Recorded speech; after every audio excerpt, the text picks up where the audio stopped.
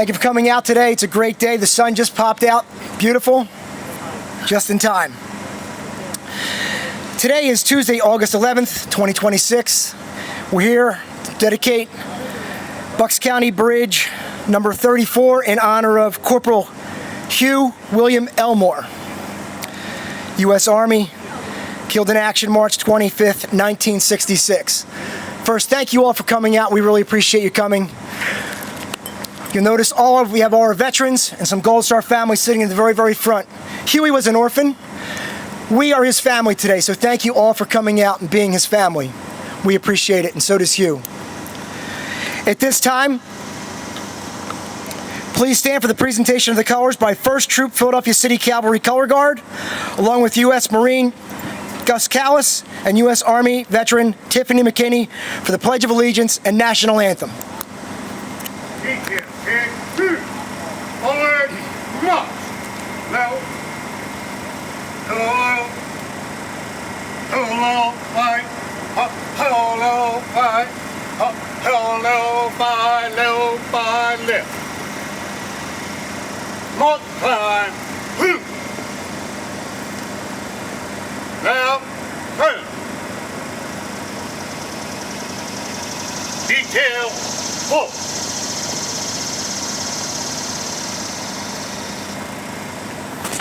Ladies and gentlemen, I will ask that you silence your phone as we prepare for the national anthem. Present her. I pledge allegiance to the flag of the United States of America and to the republic for which it stands, one nation, under God, indivisible, with liberty and justice for all. Ready, two.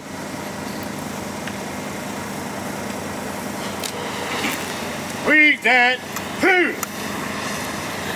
Oh, say, can you see by the dawn's early light what so proudly we hailed at the twilight's last gleaming, whose broad stripes and bright stars through the perilous fight o'er the ramparts we watched were so gallantly streaming, and the rockets' red glare, the bombs bursting in air,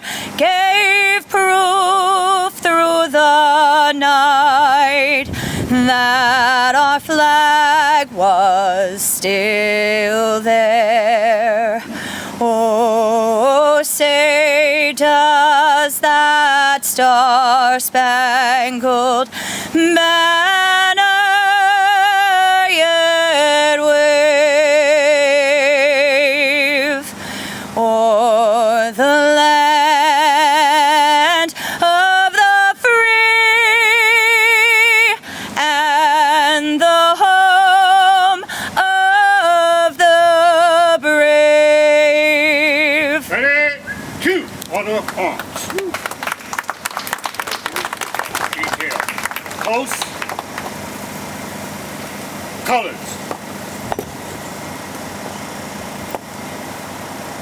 Detail, right face, dismiss.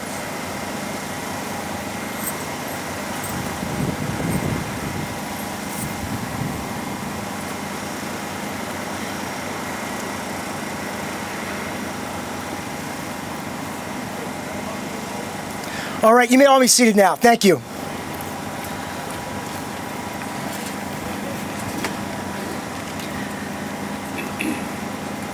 In attendance today, we have Ashley Conaway, representing Senator Frank Ferry's office. Ashley, thank you for coming.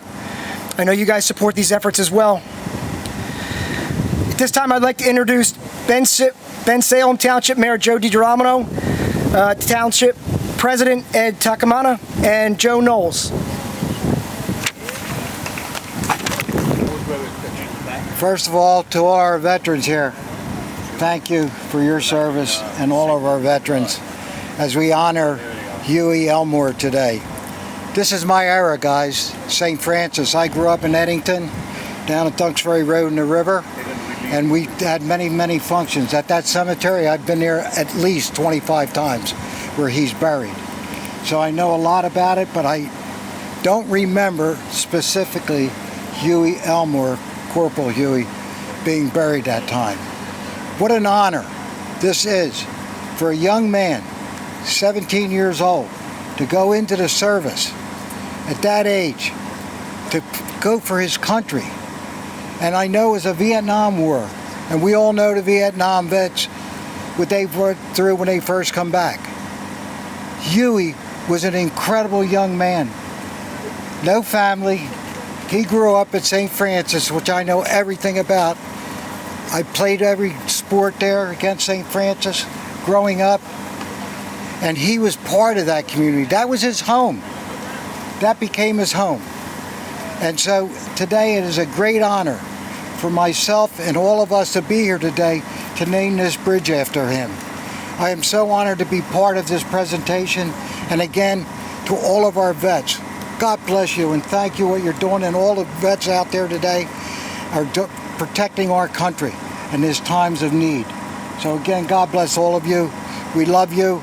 And to Hughie, I know you're up there looking down.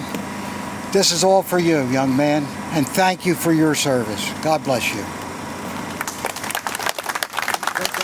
Yeah, Joe Knowles, council member. I just want to say real quick, this gentleman over here was talking to me earlier. My father was an old-time family doctor in Bensalem and took care of everybody at the hut. We used to call it the hut at St. Francis.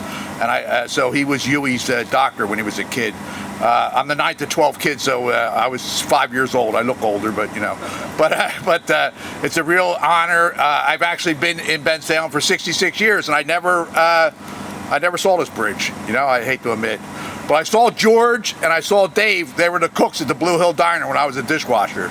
So they just got back from Vietnam, you know, so they were flipping eggs and we were hustling dishes. But thanks a lot. It's a great honor for Hughie. And he is part of Bensalem. If he lived at St. Francis, he was a Bensalem person. He went to St. Charles, he went to our schools, and we always had kids in the hut in our classes, and they were part of our community. Some of the best athletes we had actually came from the hut. All right, thank you. I'll introduce you to our President of Council, Ed Preston. Morning, everyone. It's an honor to be here today as we dedicate the bridge in memory of Corporal Hughie William Elmore. And as Council President, I believe moments like today are an important part of what makes Bensalem and this community so special. We have an obligation not only to build for the future, but to remember the people whose sacrifices helped make the future that we enjoy possible. The bridge, Hughie was just 18 years old when he gave his life serving our country in Vietnam, and while the years have passed, his connection to Bensalem remains really, really strong. He found a home here, right here in St. Francis. He was laid to rest here, and today we're making sure that his name continues to have a place here in this community. There's also something especially meaningful about honoring a Vietnam veteran this way. Far too many of our Vietnam veterans, the recognition and the gratitude that they deserve did not come when they returned home. And I will tell you that it's especially meaningful to me when I hear those stories from my father, who is sitting here with me today too as well. Today gives us an opportunity to say clearly and publicly that we remember you, we appreciate your service. We will never forget the sacrifices made by your generation. On behalf of Bensalem Township Council, myself, Joe Knowles, the mayor, and the residents that we represent, it's our privilege to honor Corporal Hughie William Elmore and dedicate this bridge in his memory. And thanks to all the folks, the county, and everyone else that's involved in putting this organization together. May his name continue to remind generations of Bensalem residents of the meaning of service, sacrifice, and love of country. And God bless Hughie Elmore, our Vietnam vets, and the United States of America. Thank you. Thank you, gentlemen. So, continuing to remember is our mission. This is, in total, for the county, we are at 39 memorials across the county, whether it's bridges that we've done, the county, ourselves individually with the state, or things that townships have done in the past before we started our mission, which puts us at over 25%. That's a good number for me. I like it. So we're on our way, and these men will never be forgotten as long as we continue to do what we can do. So thank you guys for coming, and here's to the next 25%. This time I'd like to introduce County Commissioner Gina Ramo. Good morning, everyone. Of course, as the mayor said, an honor to be here and dedicate this bridge to Hugh Elmore. Ed, thanks for all that you do in making sure these things happen. We really appreciate it. 60 years, 1966, March 25th, was 60 years have gone by since Hugh passed away. Big connection here to Bensalem. He was an orphan. Went to St. Francis, which at that time was a place where young men could go that were orphans or homeless. I visited there many times when I was a young boy. We played basketball there. They had a little gym there.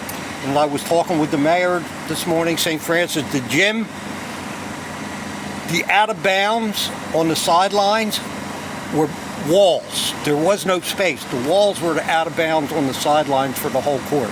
That's how small the basketball court was. But went there myself an awful lot of times. I actually went this morning before I came here. Hugh's buried in a little cemetery that's in the back of where St. Francis and St. Joseph's is there on Route 13. There's a cemetery there, maybe with about 50 graves in it. And Hugh, because he was part of St. Francis, is buried there. I went and visited Hugh's grave and said a little prayer to Hugh and let him know about today, which, as the mayor said, he's looking down and he knows it's happened. Thanks to Eric. Where's Eric at? Eric, thank you. He went and dug up the article from the Bucks County Courier and Times, March 29th, 1966. And I just want to read a little piece of it because it's really, really compelling. The body of Hugh Elmore will be returned from Vietnam to the only home he knew for 7 years. Hugh was there since he was 11 years old at St. Francis and lived there full time and went to school there. Before joining the Army, St. Francis Vocational School in Eddington. An orphan since birth, Hughie, as he was known to his classmates and the brothers, left the school in January 1965 for Fort Jackson, South Carolina, and basic training. And this is what's really, death came for the private first class last Friday, March 25th, in a field hospital where surgeons tried vainly to save his life by amputating both of his legs, which were shattered by the explosion of a mortar shell. I mean, it's so compelling. I mean, and again, what an honor it is to be here. He was just a few days short of his 19th birthday. He was 18 years old, joined the service when he was 17. And, you know, Hughie, we love you. Wish you were here, still here with us. You would be 68, 69 years old right now. But God bless everybody who served, our veterans, men and women who served not only in Vietnam, but throughout the other wars and serve today. God bless them because they make what we enjoy today, America, the greatest country in the history of the world. Thank you very much. Thank you, Gene. At this time, I'd like to introduce retired Judge, U.S. Army paratrooper with 23 years of service, retired Captain Pat Dugan.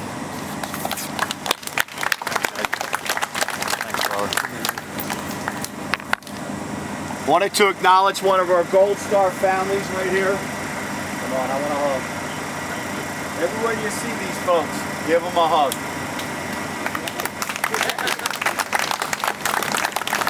I was blessed that I was at the last dedication for John Lyons, and I'm honored to be invited back to say some words again today. So, how about that national anthem version, Specialist? Fantastic. I mean, doesn't she belt it out?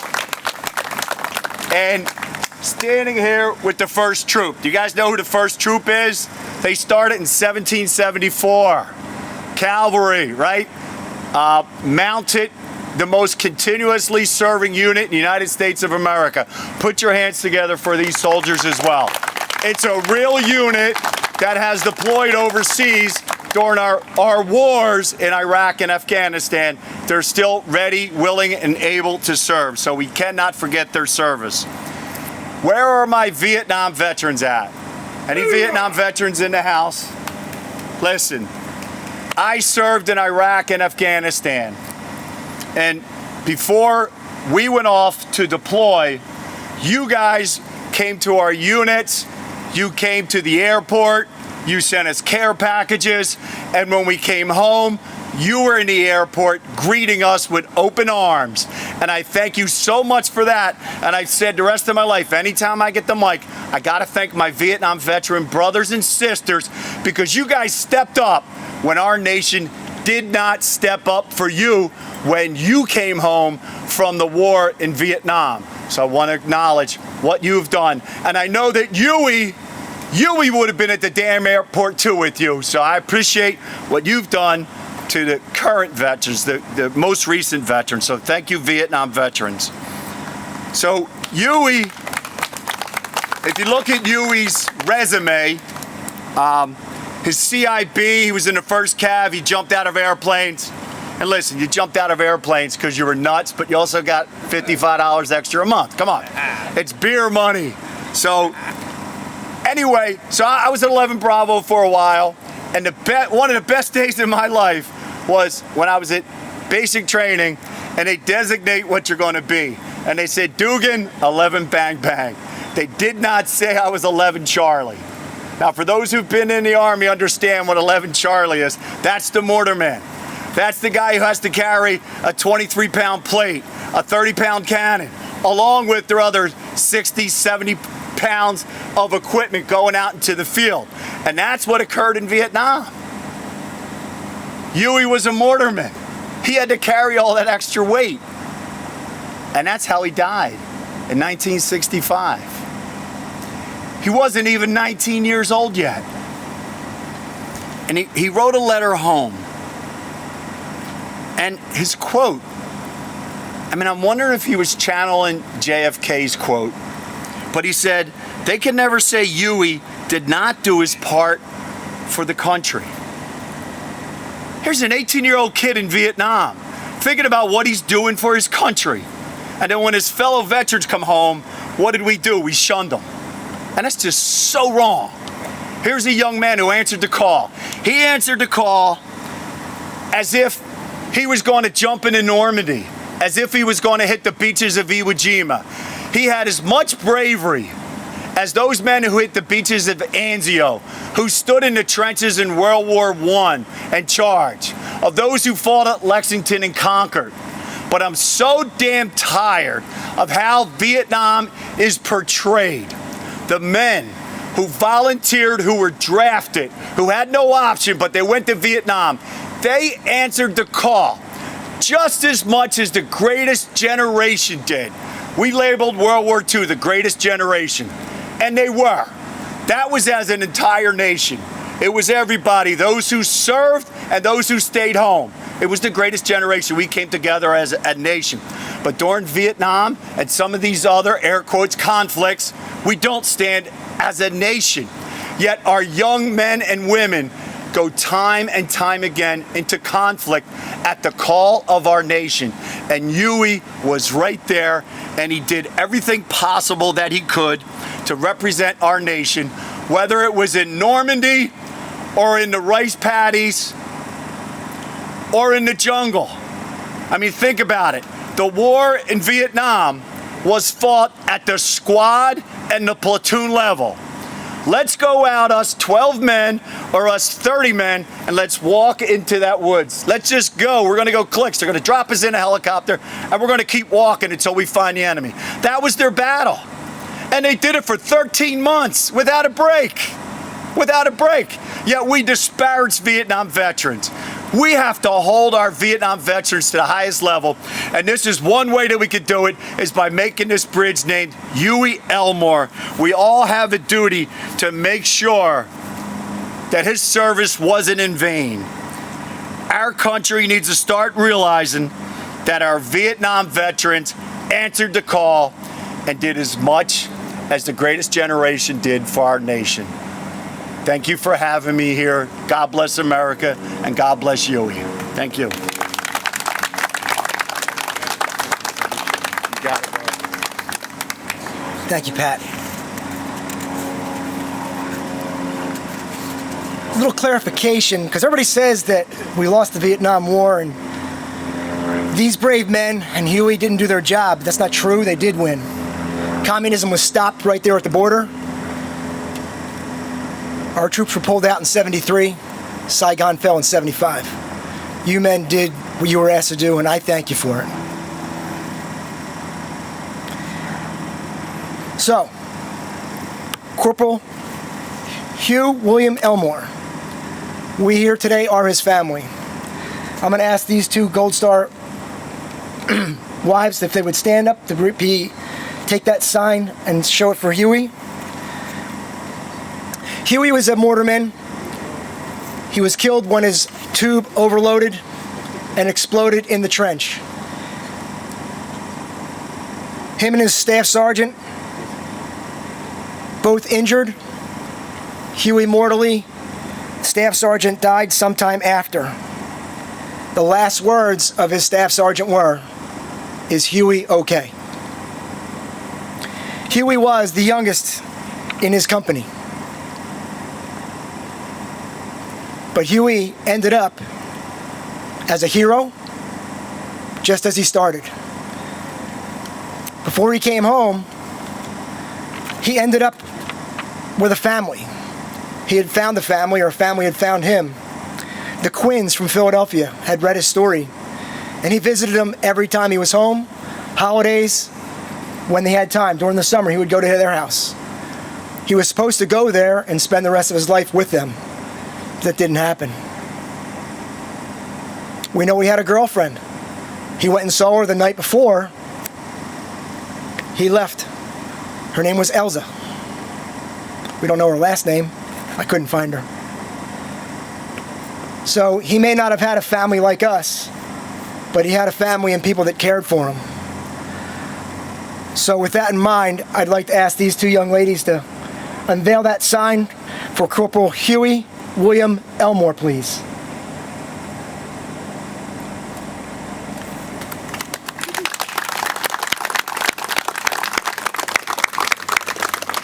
These two Gold Star wives, Doris Worsmarth and Anna Lyons, have been put in my path as we dedicated bridges to their husbands not that long ago. And we're kind of joined at the hip now, and I appreciate you guys coming. I really do. Thank you. And Pat's right. Gold Star families we should be embracing. I say it all the time. They're the ones that bear the brunt of this all the time. Day in, day out, it doesn't leave. At this time, I'd like to introduce Diane Marseglia and Rochelle Sherwood, Executive Director of the St. Francis and St. Vincent Homes.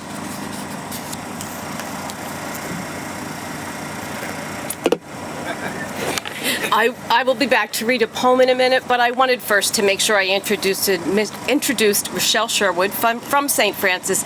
I worked for the Christian Brothers many years ago, and when I found out kind of at the last minute that he'd been at St. Francis, I knew that they would have created a family for him. So I wondered what you could share with us today, and this is Rochelle. Thank you. What is now St. Francis and St. Vincent Homes began in 1888. Thank you. as the St. Francis Industrial School. And as several people have mentioned, we have changed over the years in sort of our scope and certainly what the campus looks like. And for anyone who's wondering, our gym is slightly bigger than what it was at one point. Not a lot of wiggle room, but a little bit there on the sides. And at some point, as we've learned in our history, a very notable moment when Hughie, as he was known to his classmates, came to St. Francis. He was with us, from the time he was 11 years old until he entered the service. And it is my great hope that through the love, the care, the support, the teachings of the Christian Brothers, that helped to lead him on that path of service, because the Christian Brothers themselves, the work that they do is based on that charism of service. And for all of us who have come after those early brothers and the Catherine Drexel family who started the industrial school, the idea of touching hearts and changing lives guides our work every day. And I think that Hughie and Corporal Emery embodied that. He touched hearts and he changed lives. And I know that looking out at all of you and hearing about the service that he gave our country, he truly is a man who represented everything that St. Francis hopes to be and what we hope to give to all of the young people who walk across our campus. So it is a great honor to stand with all of you as Hughie's family. And it is with eternal respect and gratitude that we at St. Francis will remember Corporal Emery always for the service he gave, the leadership he showed to all of us, and the fine example of a man, a St. Francis resident that should live on in all of our hearts forever. So thank you for allowing us as St. Francis to be here today and to share in this recognition of Corporal Emery. It is a true honor. Thank you.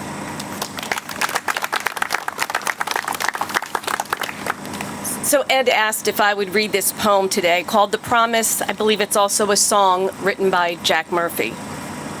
On a bunker in an evening breeze, we sat and talked and watched the trees.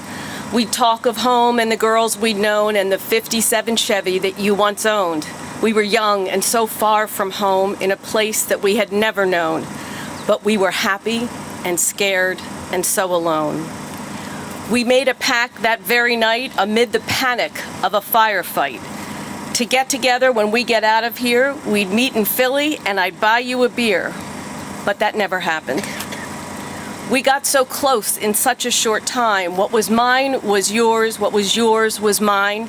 You always shared the packages you got from home, a can of Spam, some Kool-Aid, a plastic comb. It meant so much to hear from home. 6 months down, 6 to go, it won't be long now before it's time to roll. We'll be standing on the corner of our old hometown, gassing up that Chevy just to cruise around. It's going to feel so good to be back in the world. I'll finally see my family and my favorite girl. Now all that mattered was getting home. Well, that was so many years ago. Why things happen the way I don't really know. But here I am, staring at your name, standing at this wall on this September morn. The tears won't stop and I can't see clear, but here I am, holding on to 2 cold beers. Welcome home to you, my brother. Welcome home. Welcome home, my brother.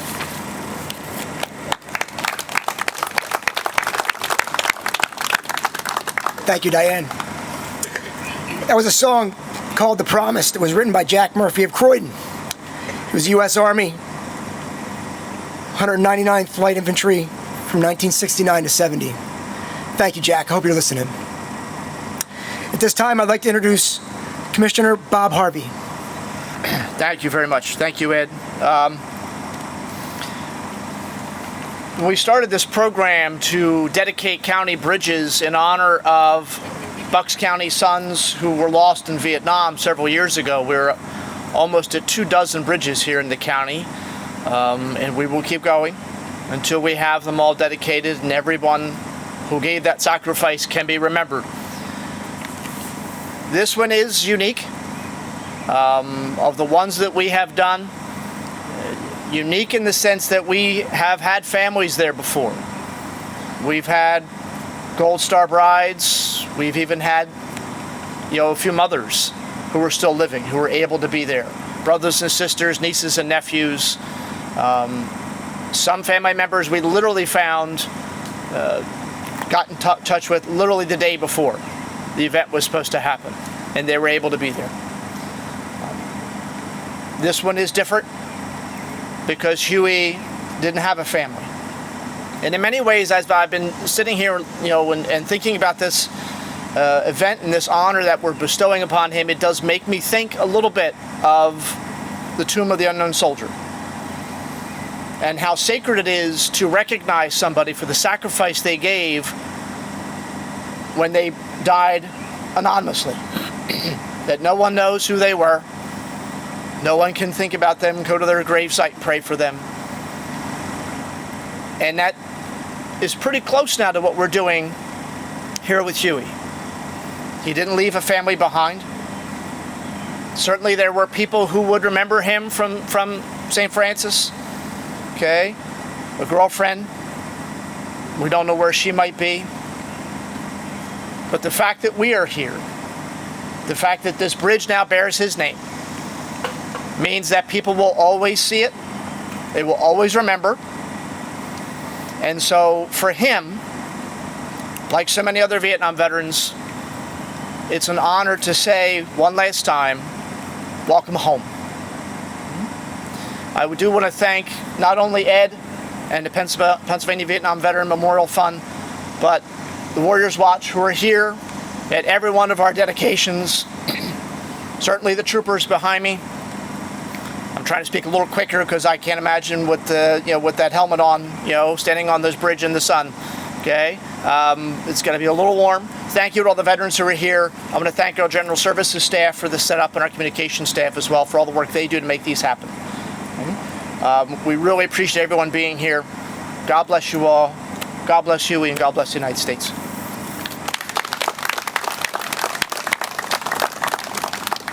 Thank you, Bob.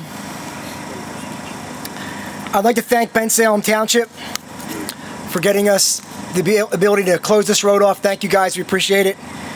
ETC Signs, who once again generously get us this dedication sign.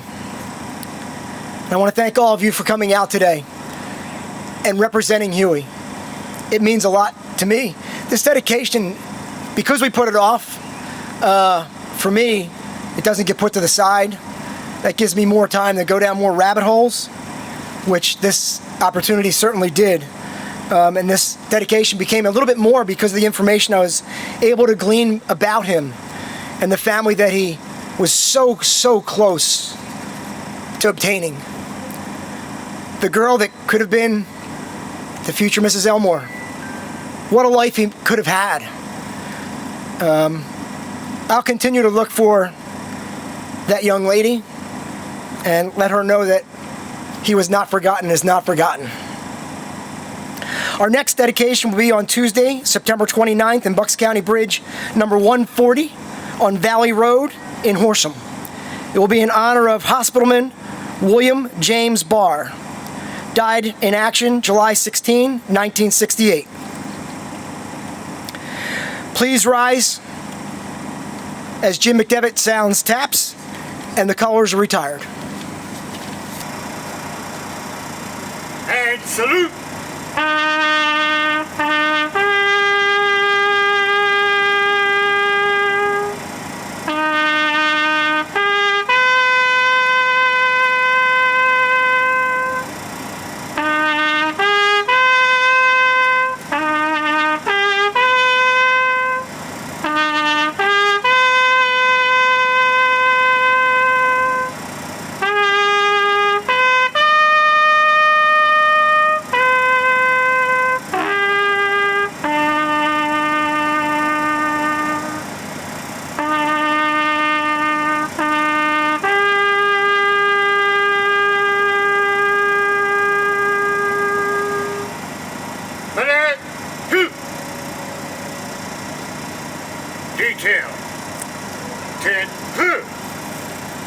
retrieve the colors.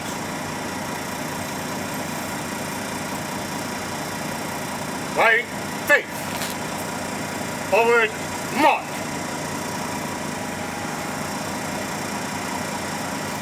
LOL. LOL.